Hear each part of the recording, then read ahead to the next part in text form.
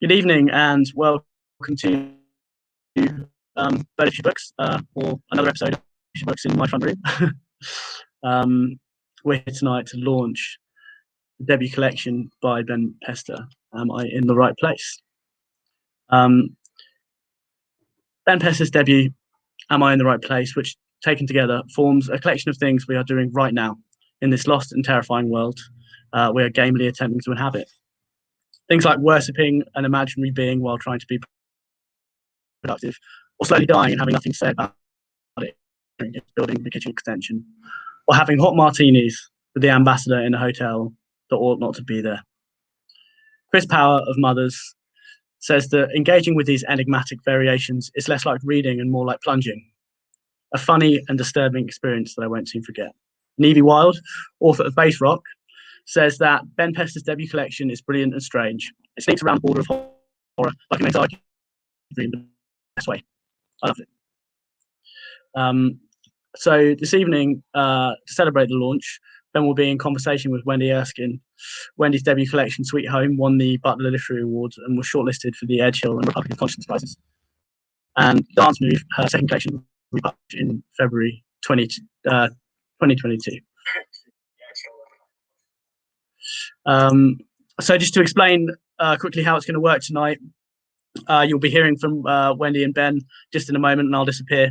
And then Ben will read from his collection, and then Wendy and Ben will be in discussion. But at any moment, as anything occurs to you, please just put your questions and comments in the YouTube box on the side, just like Holly. Hi, Holly. And then Wendy and Ben will kind of either pick up on the questions if they kind of relate to the discussion as they go along, or I'll pop back up at the end, an obnoxious thumb to share the remaining questions that Wendy and Ben haven't got to. So without further ado, I'm going to disappear and welcome Ben Pester and Wendy Erskine.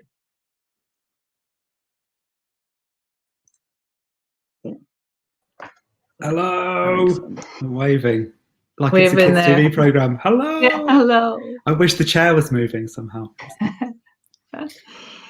Yeah, can I just say welcome to everybody. It's my total delight to be here at the launch of this beautiful, brilliant collection by Ben, Am I in the Right Place? And I'm really, really thrilled that I'm getting the chance to ask him some questions this evening. It's wonderful, and really, this is an evening not just with me and Ben. It's also you two. So please do feel free to ask any questions you want as we go along, so that we can really all just participate and celebrate this beautiful collection. Earlier on, whenever I was in work, it's really, really busy at present. And basically today, mega activity. I was totally surrounded by other people's spreadsheets and so on. And I was having a protein shake. And what I was using to shake it was my new shaker in the shape of a hand grenade, and like a gigantic hand grenade. And as I shook it, I hadn't screwed the top on properly, and so it ended up going all over the place and splashing onto people's spreadsheets and so on. And the only thing that I could find, there was nothing to hand to clean it up with other than this massive life-size teddy that I bought at a school fair and brought into school for a bit of kind of light entertainment with a class. And so that's the only thing I could find to mop up the mess that I'd made. So I was mopping it up with this life-size teddy's paw, and all I could think of was I could be in a Ben Pester story right now. There were all the ingredients, the hand grenade, the massive creature, the spreadsheets and so on. And I was just thinking, how fitting that I'm getting to speak to him tonight about this wonderful collection of short stories. So with this book, prepared to be entertained and amazed, unsettled and stunned by these really striking, original, and really unashamedly strange stories of the everyday and the extraordinary that are just so beautifully written. Just so kind of calm and clear. So Ben, congratulations to you and good evening. How are you? I'm good. I'm so good. This is amazing. I know that we're basically at home, but I want to say thank you for agreeing to do this. And I think if we had done it in real life, it would have been much harder for us, both of us, to be speaking to each other. So this is in a way better. And I still have a drink. Everything's all right. Yeah, I'm feeling good. Today's been amazing. I went to the hospital this morning and I got discharged. Not discharge, but I was discharged from hospital. And because I was sick, I had COVID in February. And yeah, I had a collapsed lung. It was absolutely horrible. And today was my last day getting an X-ray and getting checked out, and they said everything's fine. So that was a good start. And then it's got better and better. Everyone's been so amazing about the book. I get to chat with you about it. I got to sign some books earlier. That was pretty fun. And I was asking you, what sort of things did you sign? Because I remember people would give me books to sign, and I would try to think of something really funny or something witty, and nothing would come. And you could see the expectation was there, and then I just write all the best, and people would all the best is good. I think there are some people who are going to get a book and maybe sort of wish that it said all the best. I don't know. I did worry that sometimes, because I was trying to write like a place where you might be as a kind of an answer to the question, am I in the right place? But then some of them, when I started them, it sounded a bit like they might be triggering. I was like, you are in the car park at night, and I was like, oh gosh, no, don't write that. Write something normal, or not normal, but not frightening. So I had to so they're all quite nice. And I think yeah, hopefully nobody will find them really awful, but it was all well meant. If you have a terrifying inscription, you can just tear the page out, cross it out. But yeah, no, it was really nice doing that. And somebody came in to collect a book while I was there, so that was amazing. Oh, that's nice. The closest to being famous I've ever felt. Yeah, it was good. That's nice.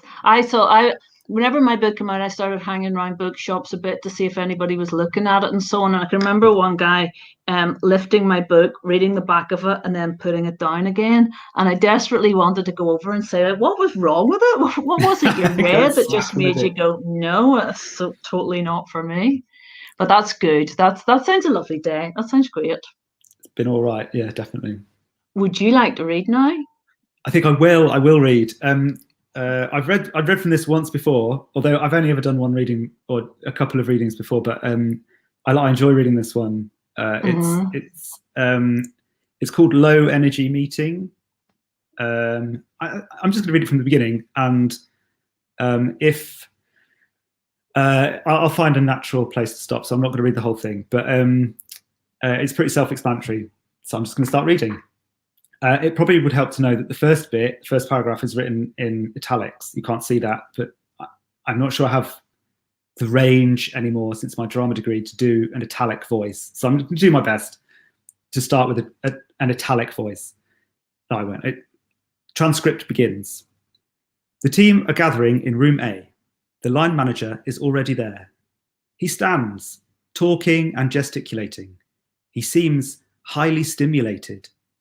You cannot see the entire room due to the restricted camera, but you should know that there is one main entrance to the boardroom, room A, and then a smaller door which leads to a technical area, which we will for now refer to as room B. The door to room B is closed.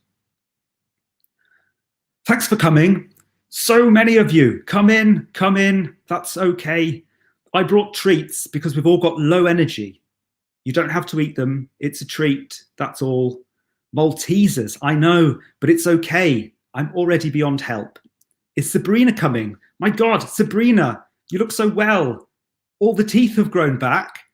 Wonderful. Good. So, here comes some late ones. Come in. It's all right. I've had too much coffee, Sharon. That's why I'm talking so much while you're clearly trying to find a seat. Have you succeeded? Well done. These chairs are so impractical, aren't they? They cost the earth. Did you know that? Anyway, some people love them. All right. Is everybody safe? Good. You seem safe. Things, I hear, have been going strangely on the second and third floors. A slime leak. Is that right? I'm hearing a slime leak has taken place. Simon, we can have your take on that later, please. I have my own update to give, just quickly, before we begin on the purging of Building 2. Most of you know that Sam, Raj, Anna, and a few others took on the risk of purging Building 2 after it became the target of a focus beam, we think, from one of the new mountains. Well, you should also probably know that Raj gained an eye during the first approach, a third eye, that's right, on his neck. He says he cannot use it at all, but he has accepted that surgery will probably make it worse. He has also agreed to switch roles so that the eye cannot accidentally see any sensitive material. Building 2 is now officially condemned as far as we are concerned, so that's good news, although we are going to allow it to remain standing in case we anger the, I don't know what they're called really, beings or whatever they are. I think of them as beings, but I'm told gathered energy is what some people are thinking. Anyway, they have that building and we really can't do anything about it. Oh, there's more at the door. Come in, come in. Yes, we need to get started if possible. One more Malteser. Yes, delicious. One swig of water. Actually, I might do that. Quite a sticky mouth. All right, so a bit different today. I'm going to talk to you all about when I was at school. Normally, yes, exactly, Mike. Normally, I take questions whenever you want, but I need to get through this story, please. It won't seem to make sense, and then it will, and then it possibly won't. And then at the end, who knows, maybe this time it will turn out that we have finally solved all of our problems. Maybe we will be able to rest at last, hey? Some rest. Imagine a weekend. Anyway, transcriber's note. The line manager pauses. He sways. It is barely perceptible on screen, but with freeze framing, it is clear to see him sway. He looks towards the door that leads to room B, and then he takes another Malteser and seems to swallow it whole. When he speaks next, he speaks quickly, without giving himself space to really engage with the colleagues in the room. Many of the attendees do not catch up with what he's saying until he is a good way into his description of falling in love. As I was saying, I'd like to bring to your attention a story from my childhood, all right? I was a child, as you can imagine, with some difficulties mixing with people. You know, I am a quiet man, I won't lie. My leadership style is low volume, yes? I was bullied, is the truth, quite systematically. By that I mean it was a total form of being bullied. The face and the voice and the actions of my bully were with me at all times. His prowess on the football pitch was with me when I stood in my little backyard holding a stick and hitting the fence with it. His voice was there in the toilet when I could not control my stream. In the dark, his lean shape and his onion head were propped outside my window, making the calling sounds of the night. Max. The boy's name was Max. Max was everywhere. I was obsessed with him in two ways. Firstly, I was obsessed with his existence. The faint smell of rugs and smoke that came from his clothes, his voice that sounded pinched off as though he wasn't allowed to raise his voice, like he had trained himself to cut you with his voice rather than shout at you. And secondly, the practical obsession in which I spent hour after dreadful hour wondering what Max would do to me. Would it be nothing? Would it be violence? Would it be silence? The silences were worse. Silences in which he led all the other kids, in which I was left to drown as they looked through me, vanished me, though I shook and trembled and begged them to stop. It was after a full, exhausting week of such silence that I fell in love with him. Something seemed to break in me during that silent week. It let me look at Max, and since he had to pretend I didn't exist, I began staring at him, at his neck, at the mole on his collarbone, at his wrists and his V-shaped body. I spent the week in school staring at his body, listening to his snide remarks, sometimes about me, but often intentionally about something else, something that would prove he was ignoring me. At home, I drew him. I sat up in bed and drew him endlessly. In every picture, Max was covered in wounds and all smashed up, needing to be rescued. I thought I was punishing him, but the wounded Max I drew was captured so tenderly, it seems inconceivable to me now that I didn't notice I was falling in love with him. And when it hit, the final culmination of my week of devoted, sickening drawing and staring, the force of my love was overwhelmingly powerful. I loved him as entirely, as consumingly as I had feared him. More, I loved him like I was exploding, like I was boiling in adrenaline. It lasted only a fraction of a moment, but it was a sun-like feeling, a radiance that seemed to dissolve my actual flesh. I do not want to remind people of flesh dissolving, especially after some of the reports that we had last month in the Basingstoke office, but this was a metaphorical dissolution. His hold over me was so strong, I melted away. I had lived with the shameful need for his approval for so long that when it turned into love, it surged out of me. It bulged and swelled and emerged out of me. And I mean literally, it emerged out of me, like out of my mouth in a physical shape. I'm looking around the room and I'm sensing that you are not expecting me to talk about this. It's not the usual message for a strategy meeting, especially when we have all of this. I'm looking for a word now. I'm thinking of chaos. Yes, we have all of this chaos right outside the window in this very building. We've got slime leaks. We've got those recent mountains. We've got some other things we have not touched on today, and which I know many of you are still recovering from physically and emotionally. I would also include in this chaos the really innovative ways that some of you have been approaching your tasks. I've seen some approaches that have really dazzled me, but also alarmed me. They have alarmed us all. So, as I say, there is a lot happening, but I promise there is a reason for me to be talking about this massive, physically manifested love I felt for Max when we were alone in the classroom, and he finally, after a week of shunning me and leading a general shunning against me with the rest of the class, finally said, "All right," to me. He said, "All right," meaning good morning, meaning you are given life again. I allow it. I was overwhelmed. "All right," I said. The words barely came out. My lips were like felt, and I had no purchase on my words. "How are you?" I asked. "I saw the match at the weekend." "What?" "My mum and some friends took me to see the Villa game. It was amazing." He leapt at me. He put his hands around my throat and shoved me backwards. "Shut the fuck up," he said. I might have a quick Malteser now. I went rigid. He grabbed me again, and this time around the collar, and he said to me, "I don't give a shit about your mum or her friends." My whole body was limp. I could not raise so much as a finger to defend myself. Max put his face so close to me, I could feel his hot breath going into me, his hot ginger biscuit air. That was the moment, with his hands choking me, with his lips millimeters from my own. That was when it hit, the surge. All I could see was him, the broad white expanse of his moonish head. It was like I was standing on the surface of him, and his head was the whole world, a vast, lonely desert. I explored the landscape of him, his translucent blue eyes, and his shocked, small mouth. Is everyone following this?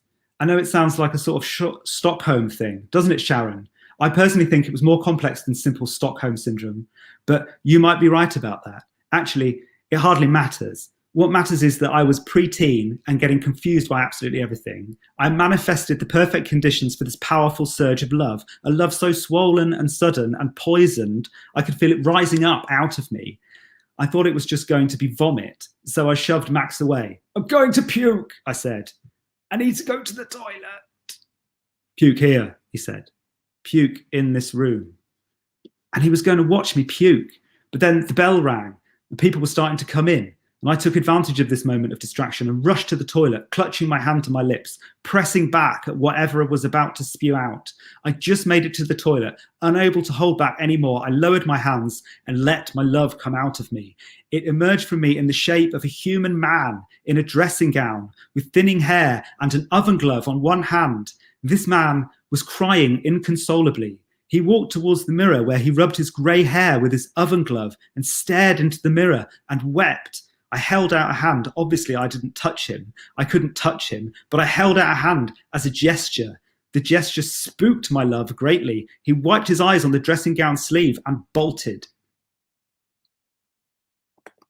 I'm going to stop reading.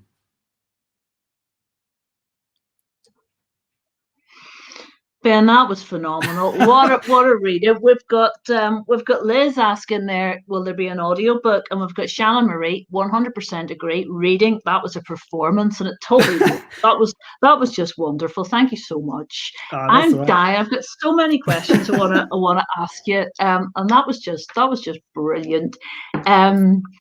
First thing I want to ask you is that in terms of your preoccupations, I suppose is sometimes when you're writing, I think for me anyway, I don't really realize my preoccupations until I read back my own work, or else other people read it and I notice things that they pick up in it. So for me, for example, I seem to be obsessed with bleach. People are constantly bleaching sinks, bleaching floors, bleaching their hairs, and I never realised it was an obsession until I read it. I have to always just kind of strip out bleaching from every story. What have you thought of, maybe whenever you've looked at your collection, other preoccupations that you've thought, yeah, I now see that that's something I'm very interested in? Yeah, I mean, and I think they're on different levels as well. Bleach is a really good one because bleach is not just bleach is a thing, obviously, but it has an effect, which means it's also like a verb. You think of bleach as a thing that you can do to stuff, and also bleach just sounds great. Like that Nirvana album was called that for a good reason. I think just sounds fantastic. So I can completely understand that. I think I'm like definitely interested in stuff suddenly having like in this collection, and it's been noticed, and it's something that was dialed back, was just the idea of holes, like voids, and that is repeated in the collection. I haven't really tried to investigate what it is in case it sort of uncovers some kind of worrying Freudian thing, but like I think I've noticed that. I also, but I think that's kind of connected to another thing, which is that I'm interested in sudden slips and sudden reversals of power. I think that's probably just a sort of a natural thing when you're writing fiction. You want to do that, like you want to kind of the powerful to become suddenly, they have the tables turned on them, and the weak to become strong. I think that's like at the heart of writing fiction. But I'm interested in that happening in quite an odd way. Partly because I like the feeling of it occurring to me when I'm writing. You know what I mean? That kind of I think that's the consistent feeling of knowing that something is going to be good and will get finished, is when I have a kind of like a little rush while I'm doing it, like a proper little head tingle sort of a thing, and you're like, haha, okay. And that kind of often is, I find, accompanied by either like a sudden switch in power, or I've found a way of introducing just a massive gap in the floor, or I think like, or if not like a void, like in the floor, then some impossible piece of architecture. And actually, I think the architectural side of it more recently has become more important. Like I'm really interested, that particular story later on, the kind of the implied architecture and it all takes place in a meeting room, but the implied architecture that you can conjure up just by sort of implying, oh, there are suddenly some mountains that we didn't know about. I love that, like sudden changes in the world around the story. Does any of that make any sense? Phil has spoken really quickly. Yeah, it all totally makes sense. And there's so many things I want to ask you. I mean, what you have there is a world, you know, that is really recognizable to so many people, in the sense that it's office space, and you know, it's the speaker here is like a line manager, and so on, and so many of the stories are kind of focused on that whole sort of world of work. But you know, obviously that's something that, say, has been used for comedy purposes, The Office or whatever. But I thought that you were doing, you know, you're so aware of the little lunacies and the sort of ridiculous aspects of that. But it seems much more a sort of a complex and nuanced affair, the sort of office environment, than anything straightforward and just, you know, played for laughs, basically. I think the temptation with when you write about offices, and I don't actually think I think The Office is a good example of where that kind of wasn't quite done. Like the Office. Yeah. I mean, I don't want to say anything nice about Ricky Gervais particularly, but like I think that was one of the things about that that worked. Probably definitely why it became so popular, because like whatever you think about like the mess of late capitalism, or like the kind of the chaos of people sort of working every hour that God sends and still not having enough money, right? And obviously that's no way for a society to exist. However, I do think that whatever happens, there will always be a workplace. Like we're people, like there are always going to be problems to solve. We will always have to go to work. I mean, you're a teacher, so that obviously makes more sense to you, because whatever happens, you're gonna have to teach our kids. But I also think you'd have to go to work, and the environment of work it's not safe in the sense that, you know, it's not universally safe. But one of the things that the language of the workplace endeavors to do is to clear away any potential for conflict between people. And I think that the reality of being at work, like, is that what you really do every day is trying to help the person who's most immediately in front of you. And I think that it is weird to sort of have environments where you're always in that mode, like for hours on end, of being friendly and being supportive, and you know, even the kind of the bigger words make that even feel sometimes more crazy, even though you sort of, I use them every day. Like, I was at work all day today, and I'm sure that I must have kind of used a little bit of office speak. I don't think that of itself it's ridiculous or something to kind of, if you're going to write about work, it's not, to me anyway, it's not worth just mocking that. Like, people, that's people's lives. You know, you're talking to somebody and you sit down and maybe you have a conversation about innovating something, and maybe some of the words you use, like on paper, might feel a bit alien or not real, but like at the same time, the person that you're working with is just like, you want to help them, you want to do your best, like, with that person. And so as ludicrous as the concept of like making everything into a team feels sometimes, it actually also is really helpful. And I think definitely over the last year, personally, the people that I work with have kept me sane. Like my manager, my colleagues, that's kept me normal, and be assured that, like, I can still feed my kids and stuff. Like, so yeah, I do have an enormous amount of sympathy and kind of appreciation for the people around me at work. And I you know, I often think it would be great if we just didn't have money or anything or whatever. Like, I've got a lot of stupid kind of like socialist kind of ideas, but like I do think whatever happens, like however you kind of, whatever utopia you might move towards, people are going to have to work, and they're going to have to work together, and they're going to have to share ideas, and that will involve encouraging each other to do something. It will involve solving problems together, and it will involve offices probably, or some form of even a virtual office or whatever. And I think that means that when you sort of set up that environment and then put something strange or kind of even horrifying within it, or funny or whatever, that isn't, I think it's important for me to do that in a way that isn't a joke about, haha, aren't people in offices funny? Because that isn't it. The joke is, like, imagine if this happened. Like, imagine if Manuel, I used to work with this lovely guy called Manuel, and I wrote a story about what would happen if he came in with a massive egg. Yeah. And like, and he's like, I wrote that story because, like, on my first day at work, like, Manuel, like, I kept saying, oh, I'm going to try and do this with the documentation. I write documentation for technology companies, and Manuel's a developer. And he, like, I just literally wrote, oh, listen, I'm new, but like, if anybody wants any help with any documentation or anything, then just let me know. And he immediately replied with that like emoji with the massive heart eyes, like, from a man I'd never met. And I was just like, who is this guy? And he's just like this ray of sunshine, one of those people that just makes everyone smile around the office.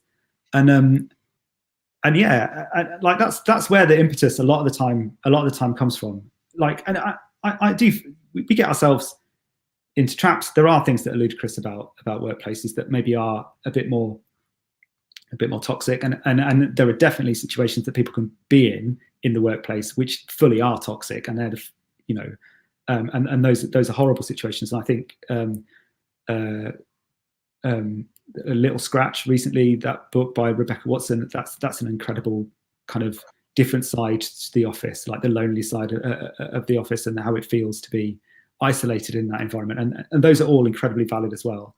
But to me, I think that it's an arena in which you can just go, you could just make reality turn so easily into unreality. Like, I think if you have a meeting with somebody, you don't quite know where they're going to go with something, then you can have that feeling, and you could be talking about something really basic, but you still have the feeling like you're about to get something that you're not expecting thrown at you. Like, I want you to do this. Some people will start meetings with you, be like, I'm really sorry because this is going to be a really boring job, but somebody's got to do it. And as soon as somebody says that to me, I'm like, what's it going to be? If I've got to clean the toilet, I don't know what it is. Like, and I think to just take that feeling and exaggerate it or play with it is really nice. And that's when I get that feeling that like I'm really enjoying writing the story, and that's where I want to go with it. I thought, I don't want to spoil the endings for anybody, but I found the endings of the story so interesting because they're not endings in a traditional, typical short story sense, I suppose, because what you sometimes have are those endings where all the meaning is sort of squished into the last, few paragraphs, and it's almost like the rhyming couplet of a Shakespearean sonnet, or, someone has an epiphany or whatever, and suddenly everything now makes sense, and all the meaning is basically contained within those last couple of paragraphs. But yours don't work that way at all. Like the meaning's absolutely in the process and in the actual reading of the story. Well, I mean, I think that's I take that as a huge compliment, actually, because I do think that that's important. I think like I have got like a master's degree. Like I did a drama degree, and then I did a master's degree in screenwriting. And both of those disciplines, you kind of almost, a lot of the writing as such kind of doesn't happen in the thing that you see. So like, because they're both so collaborative, like a story for a play or a story for a scene in a play is maybe only 50% of it is actually the dialogue. Everything else is kind of what you're doing with the power structure, what you're doing with the time that this is taking place in the play. So you have to think about all of those things. What's come before?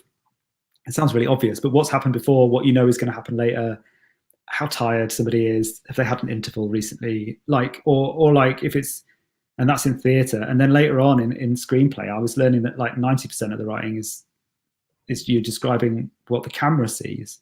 You don't, nobody ever really sees that. Definitely, I don't think you would have in like a proper full production. I don't think even all the technical things that happen with actually filming a scene, if they've still got the kind of flowery language that was in the script that sold the film in the first place, describing like big sweeping shots, I think that would probably get in the way of a technical person like trying to just frame something and get the lighting right. So you almost, in a good way, because it's collaborative, but you're almost kind of erased from your own work. And actually you find that the writing that you're doing that's actually going to get seen by an audience just comes down to dialogue, in that material sense. So every single word of dialogue has to land. I think that's really true. But you also think so carefully about where and why it's being said. And I think I read, it was just a Twitter thing, so I can't say that I read it because that makes it sound way too grand. I did look at it with my eyes and translate the symbols into my head. But I read on Twitter, J. Robert Lennon, I think, great American writer. He wrote Unfamiliar, which is an incredible book. But he was talking about he talks about endings being earned. Like, sometimes I think there's a kind of definitely when I was starting to write, I would write an ending that was really great, but everything that came before it was pretty terrible.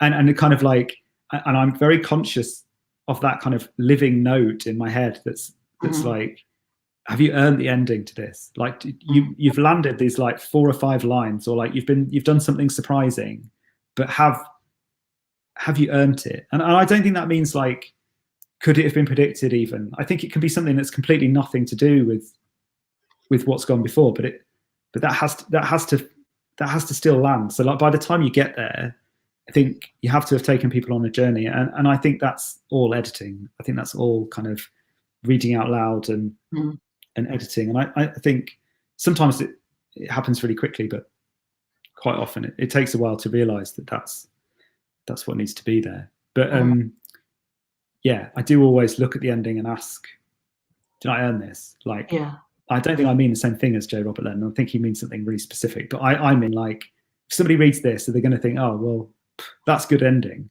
I almost never want to hear, like, I really love the ending. I mean, I will. Oh, yeah, I would be really happy to hear it. But, like, the ending was cool. Feeling. Yeah. Because, you can. Yeah, there's 2 different things that work in your stories that I wanted to ask you about, and they seem kind of quite antithetical, but together that's what I think is wonderful. And one's a sort of specificity of detail. People are eating kettle chips, so there's reference to specific flavors of kettle chips. There's reference to Maltesers. That this is rooted in a mega specific world, right? But then what you've also got is like I described your stories as dreamlike, and I didn't know if you would be happy with that as a word to describe them, because sometimes dreamlike has got that kind of connotation of sort of, hazy, sort of ethereal, those sorts of ideas, and that wasn't what I was sort of meaning at all. I was more meaning in terms of, I suppose, the sort of like sort of messing around with causality, or not the usual plot structures, things going in directions you didn't necessarily expect. So on the one hand, you've got the dreamlike quality, but on the other hand, you've got the super specific detail. Yeah, I mean, first of all, obviously, no, I loved hearing that you thought stories were dreamlike. That was, yeah, I still look at those endorsements and just feel great. The specificity, say it, if we're going to try and say it, let's say it. I think that's how people talk, and also they're really fun. Like I think a particular flavor of kettle chips, if it's the right flavor, then the word is great. Like, some copywriters worked really hard on that word being good, and I just think, why not honor them? And but it feels nice. It feels nice to have detail.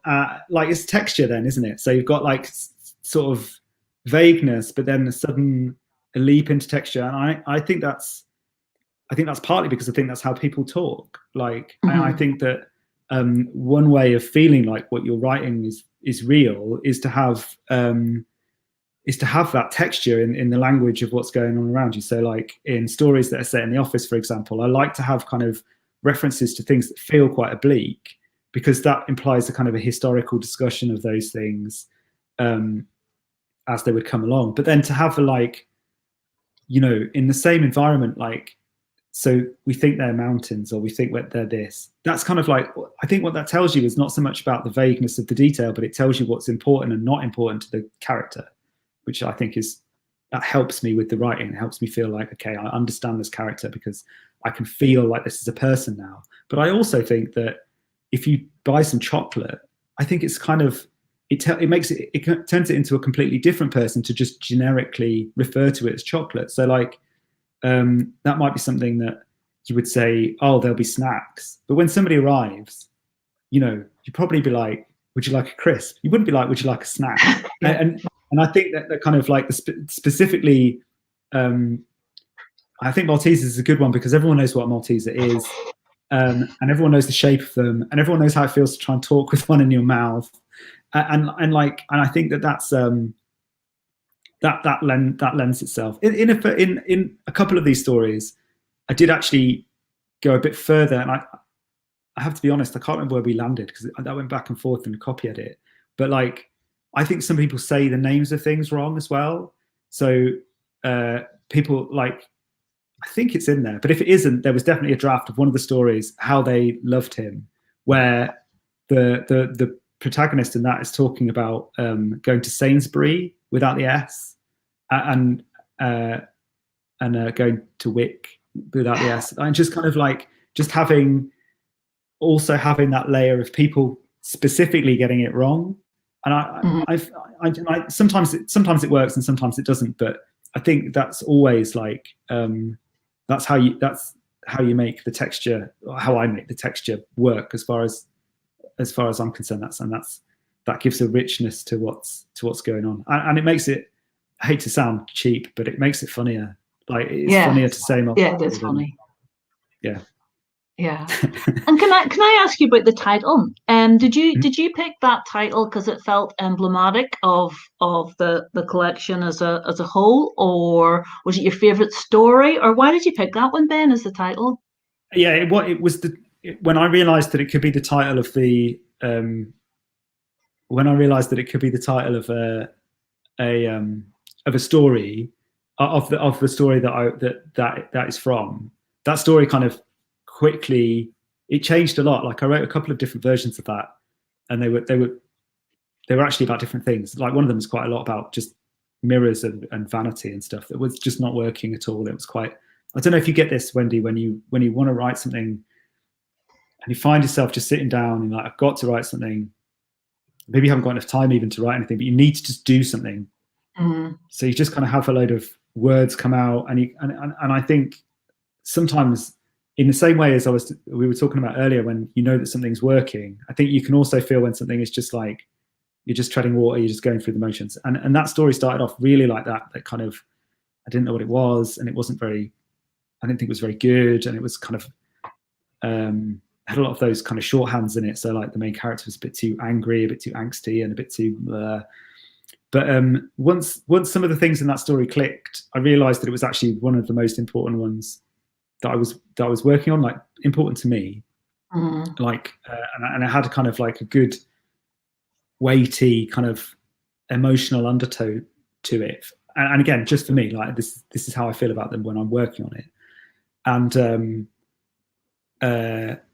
you know, the kinds of relationships that I'm interested in, I suppose this goes back to one of your earlier questions about repeated things, but the kinds of relationships that I'm interested in are often either directly father and son relationships, or are like, and it kind of goes back to power relationships, but I'm really interested in kind of relational dynamics between male characters or characters that traditionally have a kind of a power dynamic that can fade over time. So like once this is a story about a father and a son, and it's kind of an estranged thing, but it also then makes it about memory. And I was thinking a lot about my own kids and my own sort of role as a father when I was writing it. And so the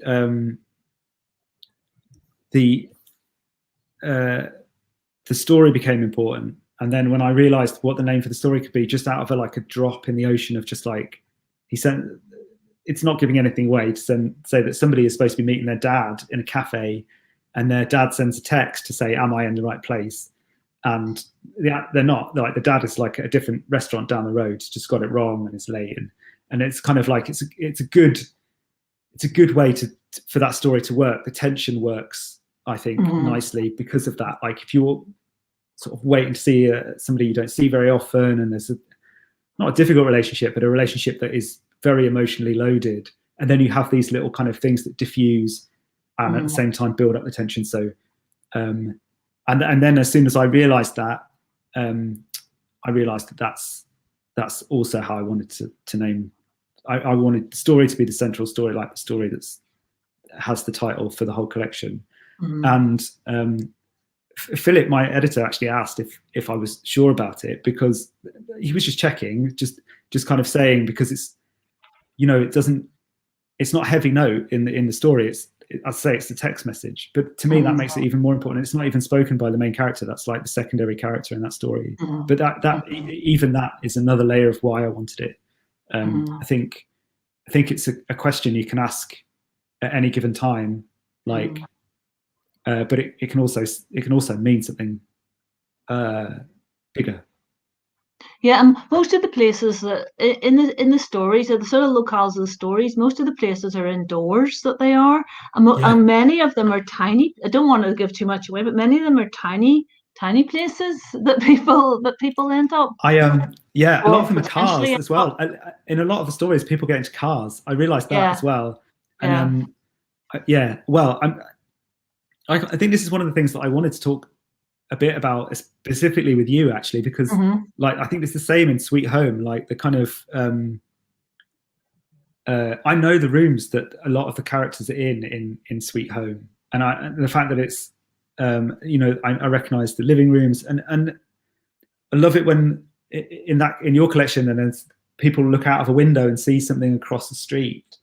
I know how the window looks. I know the whole frame of the window, and it's really, I think it's a really magical thing, actually, to kind of to conjure a room and a space that can contain a story like that, and then to go from space to space. I think we spend a lot of time inside as well as animals. We're indoors animals, but I get that, like there is scope for there being outside. Maybe it's because maybe it's because I don't think I do like claustrophobic situations per se, but I just think a room is something that can have a character, can have a personality, and so many of these things are set at work, and I've never worked outside. But I'm I think exactly the same.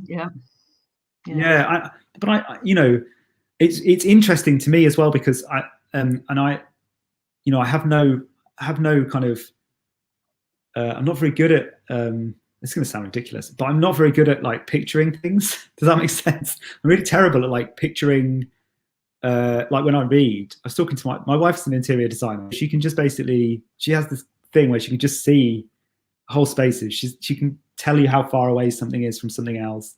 Like, it's crazy, like this spatial world that she can have and hold in her head. And I know a lot of people that are like that, but I can only really think in words. I just sort of describe something to myself, like when I have to remember something.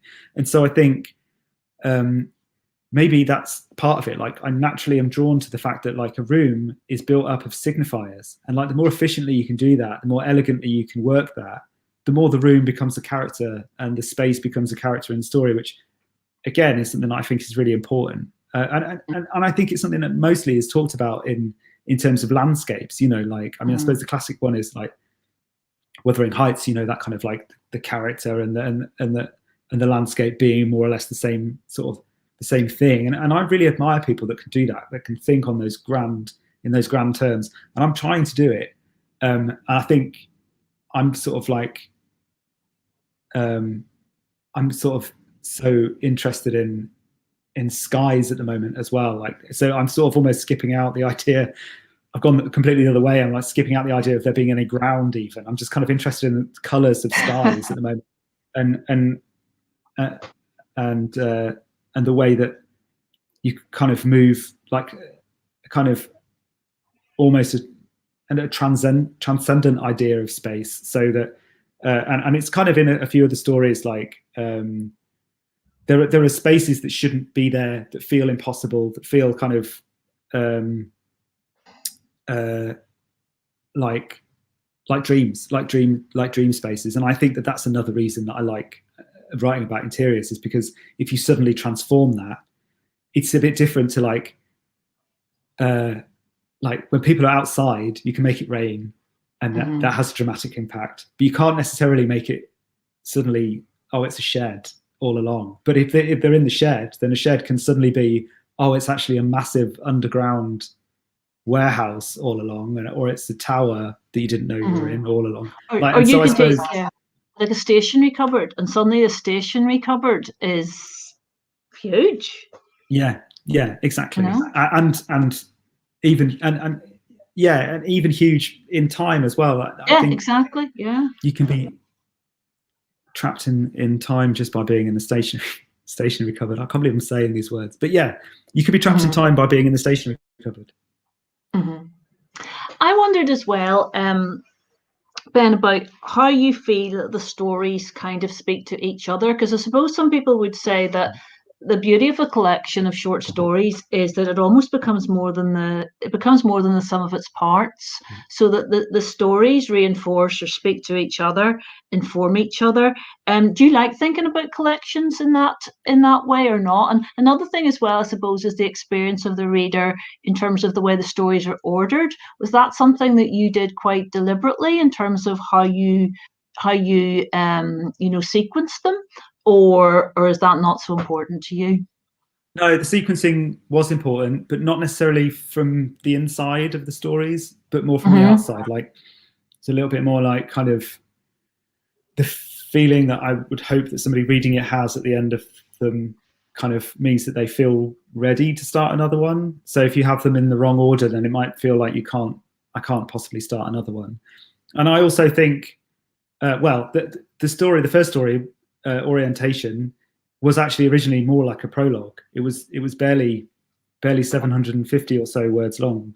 It's massive now, and I don't really like it, but it was. And it is actually an orientation. Exactly. I think it's basically an orientation to the whole collection. Yeah, that's what it is. So it's supposed to make you sort of like introduce everything in a way that also dissembles it completely in front of you. So and then the next thing that you read is kind of much more like a collection story, like like an album song, I guess. And then, but then in the end, the last couple of the last couple of stories, again, it's the same sort of thing. So I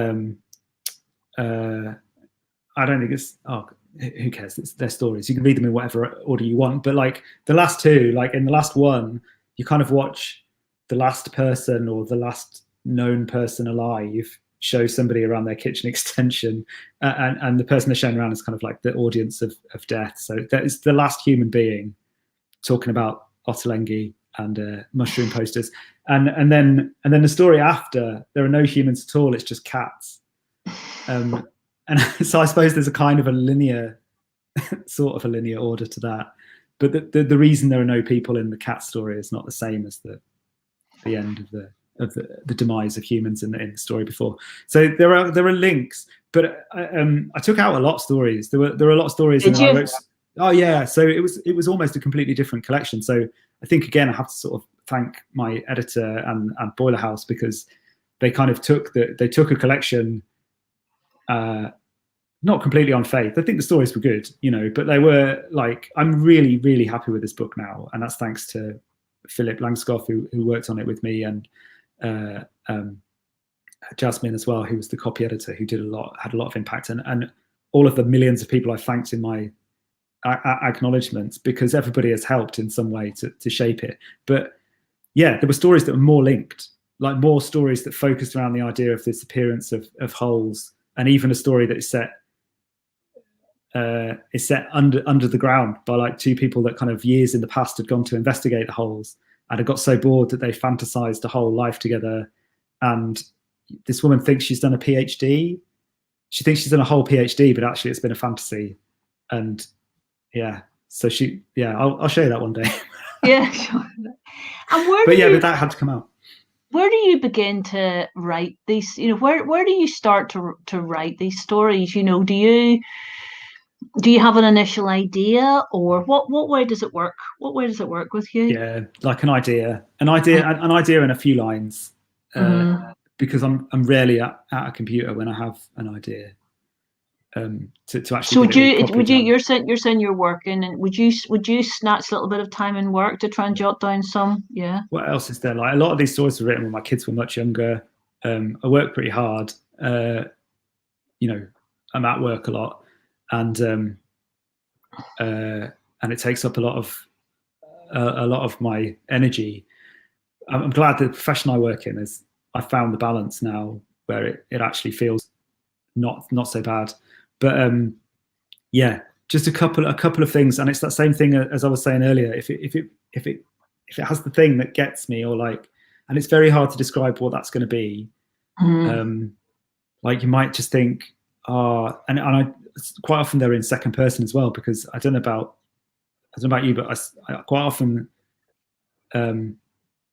because of the way that I think about stories, I'm quite often sort of pitching them almost to myself. So I would say, imagine you're in like the kind of like a square. You're in a square box, and you can't get out of the square box, and keep getting given tasks, and the only way out is to become a guest somehow.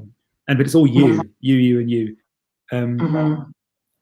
But yeah, I love it. I love it when other people do second person. I can't do it at all. Whenever I do it, it always reminds me of Positively 4th Street. I just feel that I'm writing Positively 4th Street when I do it. It's no good for me. But I love other people doing it. But yeah, I'm the same. I'm kind of like, should I really be doing this? But it's just that's how the idea occurs. It rarely stays like that. Like eventually you have to figure out what's going to happen. Sam has arrived. Sam has arrived. Yes, the Sam of time. I didn't realise that my hand is not on the screen, so it means nothing. I'll pop back up to you because I thought it's perhaps time for us to take questions from the audience. So we're reaching that time in the evening. And I wanted to ask a question first from Tim McGabbin, who asks, does that unpredictable texture of reality affect how you think of plot? Like, is it a no surprise in the reader, no surprise in the reader thing? Sorry, no surprise in the writer, no surprise in the reader thing. Tell you what, I'm going to put it up on the screen. So no, I think I've seen it. Thanks, Tim. So I think like plot is. This is going to like Robert McKee screenwriting answer. I'm really sorry for this, but plot is the way that you tell the story. So you've got the story, which is like what happened to the character, and then the plot is how you choose to deliver that. So because as you discover those ideas, you're presenting them to yourself as well. I think that's how most people write these days, like on a screen. And I think there's something really interesting that happens between the idea that you have and then it magically appearing. I think it's different to writing with a pencil or something. And I think you kind of, as you write something, it's kind of mediated between your hands and the thing that you see. And then you do that kind of split second of reading back. And sometimes you feel like you're kind of riding the idea and discovering the idea at the same time. And sometimes you know that you're going to have to go back and you put a little sort of mental marker or whatever to kind of go back and actually correct what you did earlier to make what you've just thought of work. But I do think that I'm probably less likely to go back and like completely transform how the story is told. So like completely transform the actual plotting. If the story changes, then the plot needs to change. But like plotting it out is just about like, for me anyway, I think a lot about tension and characters under pressure, and why they're under pressure, and what the result of that is kind of can sometimes take care of itself. But if those things are unusual and surprising to me, then hopefully they'll be the same for the reader. That's a great answer. We've got a question from Ruby as well, who asks whether you're an admirer of short stories, you sat down to write some short stories, or whether it's just that the form that the splinters of your unique imagination tend to take is the short story. I'm a bit ashamed really, because I didn't really think I wanted to write short stories. I think mostly because I was frightened of only being able to do it, because I'd sort of tried for years. I've been writing for years and years and years, and actually got to the point where I was pretty shy about it. So I wouldn't really be showing anything to anybody. And writing in the longer form felt more natural for that. So you'd kind of try and struggle away for a few years with a novel, and that was quite a normal thing to do. And sometimes you would feel desperate for kind of somebody to see it, because then you could feel a bit better about it and like you had invested your time wisely. So you would share it, and it'd probably be too early, and it wouldn't be ready. And sometimes not necessarily kind of the right people for you to feel supported, but not necessarily the right people for the work. And then like a good friend of mine had a short story kind of workshop that she ran at her house, and I was invited along to it. And I hadn't really written anything before in the short form, but it was a low ebb. I'm not sure what was going on. And it was amazing. I just wrote the story, and I didn't think that much of it, but like it felt really great to talk about it afterwards. And the things that the people in that workshop said were just so supportive and brilliant. And yeah, and one of those, the cat story that I mentioned, that was the first story that I wrote. So I discovered it really thanks to somebody else thinking it'd be a fun evening, and they were right. I haven't really looked back. I'm still writing longer form stuff. I've got a couple of longer form things that but I'm much happier just as a person writing now, I think. So I don't worry about what it's going to be. But I have absolutely loved. I mean, Ruby Cowling asked that question, so like, I love the short story partly because of Ruby Cowling. She's an incredible short story writer, and there's been so much great fiction. Obviously, Wendy and Chris Power's book, Renaissance Nakoji, and like hundreds of other people. Like just today, I think there were 2 other amazing looking short story collections that were launched today. I think it's an amazing form now, but I didn't think about it that much before. But I'm so grateful to it. That leads very smoothly into the next question, which is about your influences. Michelle wants to know who they are, and whether you're influenced by New Weird or absurdist work. I have never seen, or it's actually an audio thing, I think, Welcome to Night Vale. I've never heard it, but I love the idea of it. And I think that the influences that I have are kind of like are maybe not short story writers. Like I think they're, what's the best way to frame this? So like basically I think that the being influenced, to me anyway, is much more about being kind of geared up to do something, and just to kind of have the feeling of like how stories excite me as a reader. I haven't ever found myself necessarily reading, like some people have been really kind in who they've compared my writing to, like insanely kind, and I don't want to kind of list those people, but like, for example, if somebody like says, oh, you know, your work reminds me a lot of this person, but you've never read any of that person's work, it's kind of a strange feeling, because the people that I feel the most influenced by are like people who I don't really think I sound anything like, and I haven't tried to, but like I think people that transformed like the way that I read, like Virginia Woolf's the Waves. This is an insanely influential book for me. Like, it's just such an incredible thing, just the kind of mostly the dynamic of these friends. It's just friends that seem to not even really like each other, but like everything that happens, they just get on a train or they go to school, but it's so filled with this like just almost a violent level of images and sounds and things, and I found that amazing, just the feeling of reading that. And at the same time, something really cold. Like I'm one of those people that absolutely adored the whole Rachel Cusk trilogy. I thought that was amazing. I love that austerity of writing. I think probably the most direct influences, like that I sort of find myself kind of guiltily feeling like, oh, this is a bit like this, is the Unconsoled, the novel by Kazuo Shigeru. Like, I don't want to ruin that novel for anyone, but there's a bit in that, fuck it, I'm going to do it because it's so good. But there's a bit in that where the main character goes to the cinema and he goes to watch Jaws, and it's like talking about Clint Eastwood, like is going to go and face down the shark or something, and it's like Clint Eastwood was not in Jaws. And I just remember reading this, just being like, oh my god, this is the most incredible, I can't believe you can do this. Like, Clint Eastwood was not in Jaws. Yeah, it's a stupid thing to be like completely flipped over by, but I was like, just like really sort of amazing moment.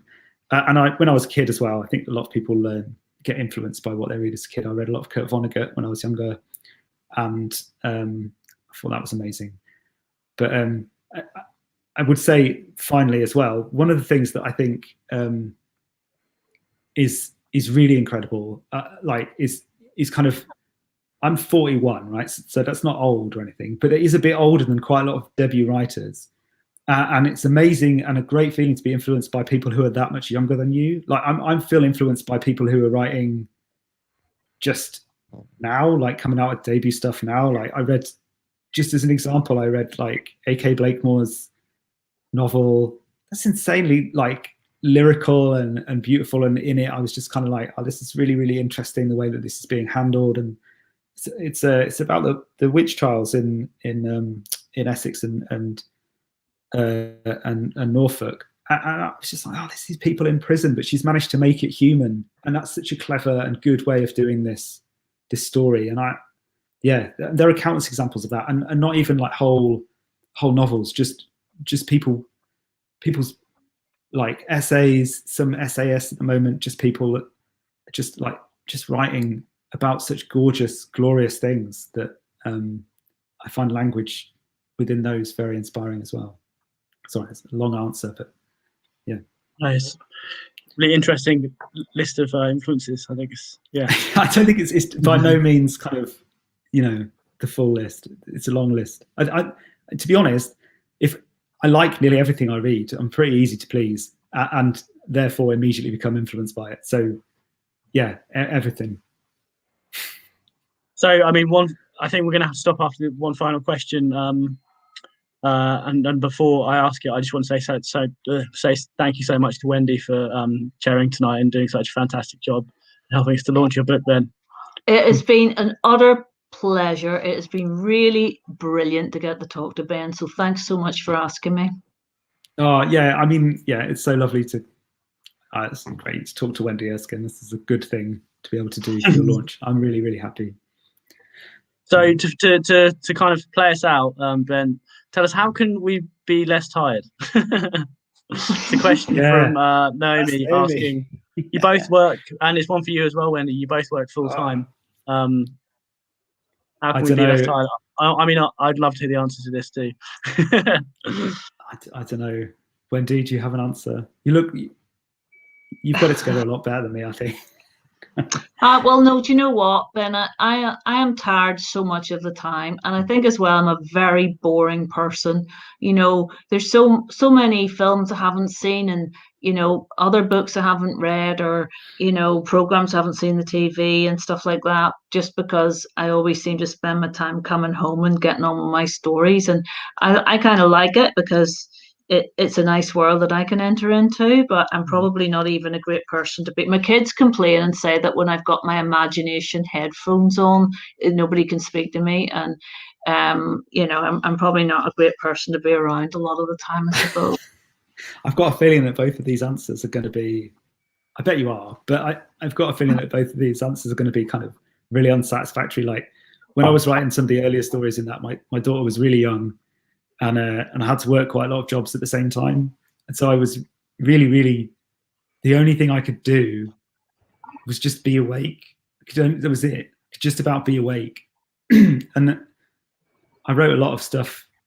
Not much of it made it into the collection, but I wrote a lot of stuff then in a real daze. And I did a lot of things in a real daze. And I don't know, I think sometimes I'm lucky that I haven't just been run over crossing the road, because I don't think I look properly where I'm going. I don't have an answer to not being tired. I'm tired all the time, but I do love writing. I suppose it's sort of, it isn't tiring sometimes. But the person that asked that's Naomi Wood. So I mean, it must be exhausting to write what Naomi Wood writes. That would tire me out. Like we were talking earlier about interiors and exteriors. Like I read an early, I've read early and finished versions of The Hiding Game. Sorry, I don't want to embarrass anybody, but like she describes a park in that I can go and visit that park. I don't ever need to read it again. I know exactly how that park feels to be in the cold sunlight.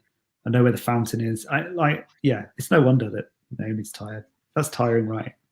I think the answer for me is just if you're almost asleep and then you get to write stuff that's about a man emerging from your mouth because you're in love with your bully, then that's not too far removed from just being asleep. So what I'm hearing from you, Ben, is that we all just need to read more books. So as a bookseller, I fully support that. Yeah, message. definitely buy books. Buy a lot of books. Come and see us, and you'll all get a great night's sleep. And certainly buy copies of Ben Pester's new collection, which we have signed copies. That segue was just seamless. I've never done it like that before. Beautiful. But yeah, thanks once more, both to Ben and to Wendy, and yeah, thanks for everyone for coming and for being such great attendees and such kind of vocal attendees. It makes these digital events kind of much more warm. So yeah, thank you very much. Thank you, everyone. Hope to see you in the flesh soon. Yes. Take care. Bye-bye. Okay. Thanks, Bye-bye. everyone. Cheers, guys. Bye.